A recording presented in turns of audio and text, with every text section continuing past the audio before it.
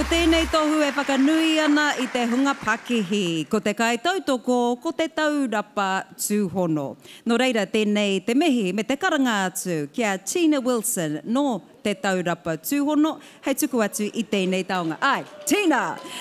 Ka mutu ko wēnei ngā kai whiringa whaiti. ASB, teke te aronui. Kei te kaha whaia ASB I te Reo Māori, kai te āwhina hoki ana kai mahi, ana kai utu te iwi whānui hoki, kia waia haere rātau ki ngā kupu, me ngā rerenga kōrero hoki o te rā, mā roto I tana taupānga ki te aronui, I whakamānu hia ai I te wiki o te Reo Māori 2019.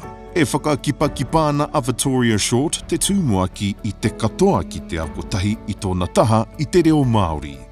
E wā te ana ki te katoa kaore nei he utu, ka ati ko tā te taupānga nei he whakamārama I te pōhiri I ngā tikanga hui, I te waiata, me te āwhina ia koe ki te tito pepeha. Kei reira hoki e tahi kupu pēke ahu moni anō hoki.